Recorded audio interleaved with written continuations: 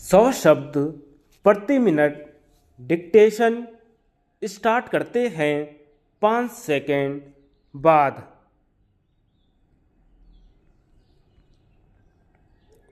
उपाध्यक्ष महोदय, सदन आज बहुत गंभीर मामले पर चर्चा कर रहा है। श्री आचार्य जी का आभार व्यक्त करना चाहता हूँ, जिन्होंने आज बहुत ही संवेदनशील मामले पर चर्चा करने का अवसर प्रदान किया है। श्रीमान, आज हम देश के विभिन्न भागों में हो रही सांप्रदायिक घटनाओं के बारे में चर्चा कर रहे हैं। इससे हम सब लोग आहत हैं।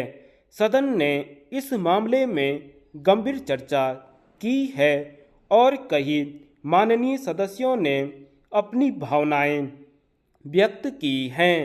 हिंदुस्तान की अपनी अलग पहचान है।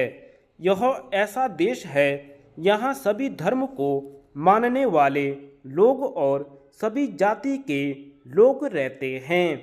हिंदुस्तान ऐसी खूबसूरत बगिया है जो दुनिया में और कहीं नहीं है।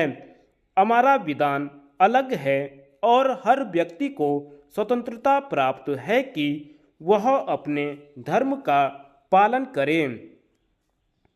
महोदय, जम्मू की बात कही जा रही है। निश्चित तौर पर दंगे का माहौल आज़ादी के बाद और गांधी जी की मृत्यु के समय हुआ। देश का बंटवारा हुआ। जो हिंदुस्तान एक था, उसके पाकिस्तान और बांग्लादेश के नाम पर 2 टुकड़े हुए। उस समय भी एक खास वर्ग और तबके ने बांटने की कोशिश की, और वह बांटने वाला कौन था? वह अंग्रेज थे, जिन्होंने कई साल भारत पर शासन किया। बहुत चालाकी से, बुद्धि से इस देश का बंटवारा कर दिया। आज वही हिंदुस्तान पाकिस्तान और बांग्लादेश बन गया है। मैं समझता हूँ कि वह ताकतें और शक्तियाँ फूट डालो शासन करो की नीति के तहत आज भी कहीं न कहीं हिंदुस्तान में अपना काम कर रही हैं। फूट डालकर हिंदुस्तान की ताकत को कमज़ोर करने की कोशिश की जा रही है। हमारे भाईचारे को समाप्त करने की कोशिश की जा रही है और भारत की अपनी ऐतिहासिक पृष्ठभूमि रही है, उसे भी समाप्त करने की कोशिश की जा रही है।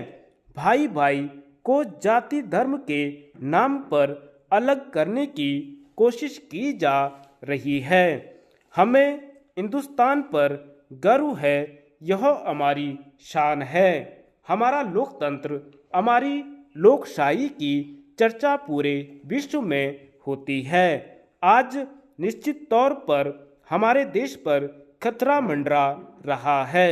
अगर हमने अपने भाईचारे को, आपसी सद्भाव को, आपसी एकता को बरकरार रखने का काम नहीं किया और जाति तथा धर्म के झगड़े में पड़ने का काम किया, तो बांटने वाली शक्तियां अपना काम करती रहेंगी और शायद हिंदुस्तान एक नहीं कई टुकड़ों में बंट जाएगा।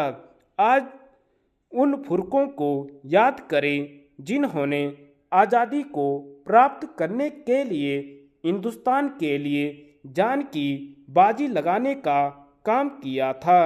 न जाने कितनी मांगों के सिंदूर मिट गए, कितने नौजवानों ने जान दे दी, कितने बुजुर्गों ने अपने आप को समर्पित कर दिया।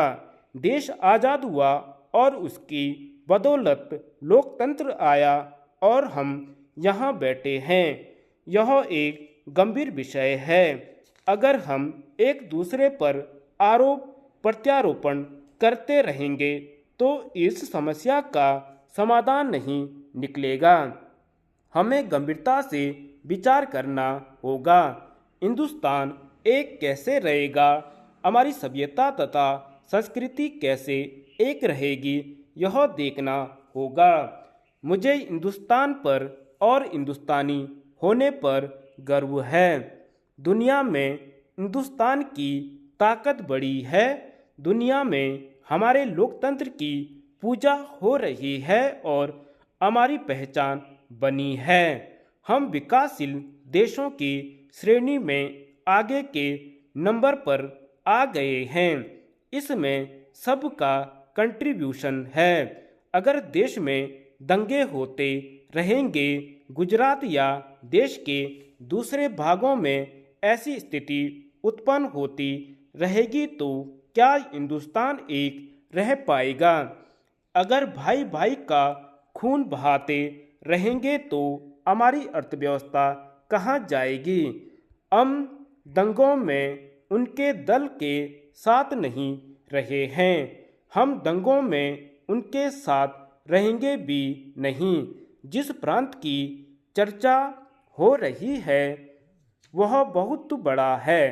वहाँ अमन चैन रहता था।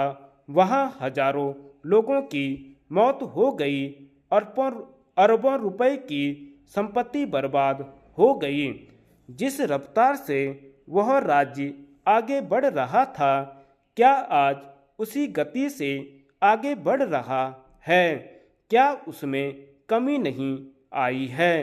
आपकी पार्टी के नेता श्री अटल बिहारी वाजपेयी जब प्रधानमंत्री थे, वह जब गुजरात गए तो वहां से आने के बाद कहा कि राजधर्म का पालन नहीं किया गया, हमारा सिर शर्म से झुक गया है।